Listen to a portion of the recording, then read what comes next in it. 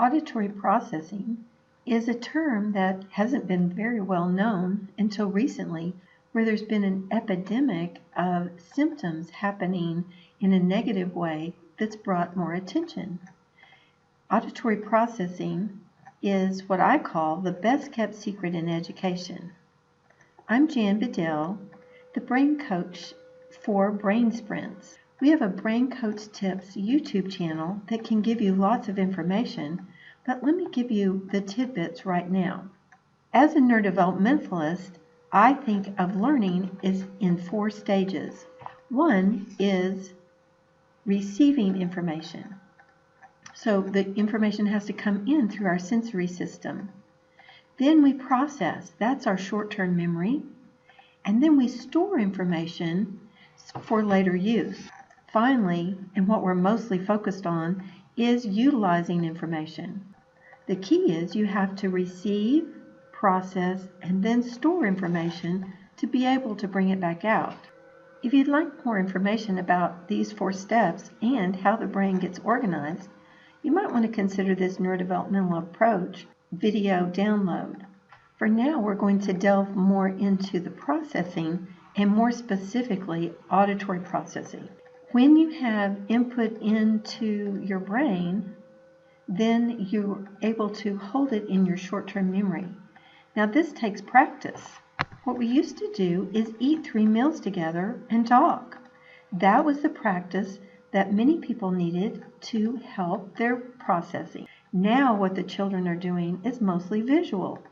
They do watching TV, they play video games, and much of their world revolves around visual activities.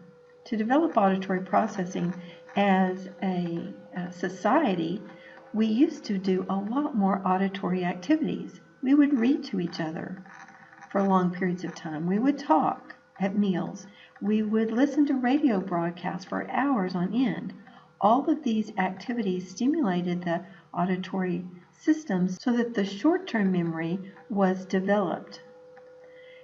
What we're talking about here is hearing sequential pieces of auditory information and holding those pieces in our short-term memory. This has tremendous neurological effects, and we call it neurological efficiency. That means using your brain like high-speed internet. Well, our founders definitely had good auditory processing. They could hold many things together and see the big picture of what was going to happen years down the road. They did us a huge favor. Now we're suffering from many maladies that have to do with low auditory processing. ADD is one that the auditory processing is a symptom of that when it's low. Also ADHD, auditory processing is a contributing factor of that, as well as in dyslexia. So why is auditory processing so important? It has a global effect on us. So let's go over some of the things that really have to do with auditory processing, and that is staying on task. It affects your ability to really focus and be on task. It has to do with your behavior. If you have lower processing, you tend to act like a younger child or have behavior like a younger child. It also affects your comprehension, holding all of those pieces together that are read or heard. It definitely affects your ability to follow directions and have conceptual thinking, like big picture. If I do this, this is going to happen. So it affects your ability to make good decisions in life. It has to do with conversational language as well. You might know of a child that interrupts all the time because they can't hold all those pieces, or they listen to part of the conversation and then the conversation moves on and they add something that's kind of inappropriate. That's because they were stuck in their processing, just holding a few pieces and couldn't follow the rest of the conversation. It also affects things like creative writing. You would think that's a skill that develops over time, but if your processing is not good, you can't think of the first of the sentence, the middle of the sentence, and the end. More or less, a paragraph where you have to hold all those pieces of and put sentences in the right order. So it affects our functional ability. Here's a significant factor that you can track your children along the way. A 1-year-old should be able to do one processing. So you say to the child after you've taught them, wave bye-bye, and they move their hand without a visual cue. That's a processing of 1. You said it, they did it. Now a 2-year-old should have a processing of 2. But typically what the 2 are is I want or I don't want. And so you want to get them past that as quickly as possible, because that can contribute to the terrible 2s being very self-centered. A 3-year-old should be able to do 3 pieces. So if you said to a 3-year-old, repeat after me, car, boat, train, they would be able to say car, boat, train after you. Now, an interesting fact about processing at 3 is children tend to potty train easier if they can process at a level of 3. I feel something, I have to go somewhere, and now I have to do it. It takes 3. Oftentimes we get kind of stuck in development, and that's kind of what happened to Mercy. When I saw Mercy, she was 11 years old, and she could only process 4. That's what a 4-year-old should be able to do. So you can imagine an 11-year-old on the playground, not being able to get along with her peers, having meltdowns several times a day. She was definitely the drama queen of her household, and in a negative way. So when we work on the processing, those kinds of things change. A 5-year-old should be able to do 5 pieces of information, and typically these are what's called digit spans, or numbers that we give them 0 to 9. An interesting aspect of this level of development and processing is you really need a 5 working on 6 to handle phonics well. And when do we usually teach children with phonics? When they're 5 or 6 years old. If your child is struggling with that, we definitely need to not concentrate on phonics, but concentrate on auditory processing.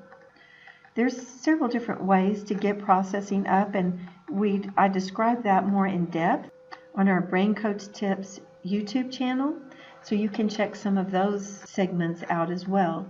But we have a special gift for each one of you, and that is a free auditory test kit. This is where you can test your children, find out where they are in their processing ability, and work on getting them to the next level. This kit is available on brainsprints.com. Just scroll down to where it says Tools, and you can get your free test kit.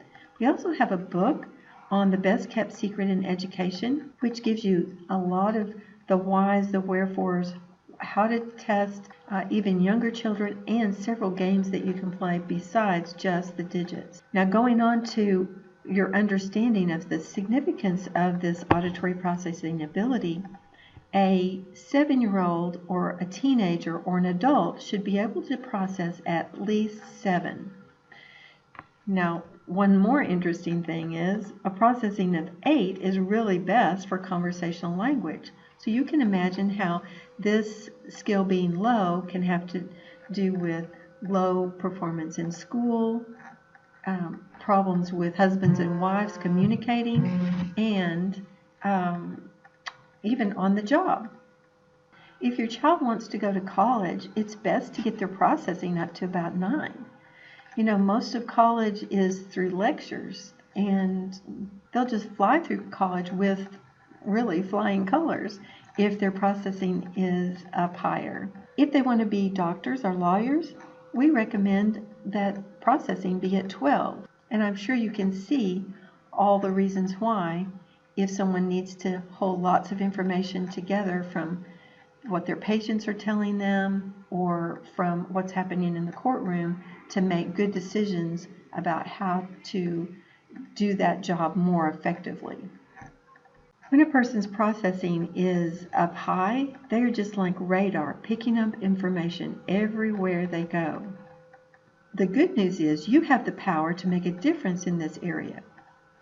So if you find that your child is like 10 years old and they can only process at 5, you've got a little work to do, and we provide that instruction on how to do that in that test kit and give you direction toward tools that you can use. One is digit span cards. They have full directions in there, and you do this twice a day for 2 minutes and you will be amazed at the difference in your child's ability. They can also do audiobooks, which is just books without looking at the book, just with headphones. That is a great way to develop auditory processing because they're practicing listening. For more information about the neurodevelopmental approach and these exciting things that you can do to help your child function better, visit brainsprints.com. If you have questions about children with labels especially, or learning struggles, you can call our office or email us at office@brainsprints.com. We also have a free consultation, free 15-minute consultation where we can go over your particular situation and make recommendations on how to help your child's brain work better. Be sure to tune in to the other segments that I have on this platform and get more information about different areas of the brain and how to make those work more efficiently. For now, it's Jan Bedell, the Brain Coach, signing off.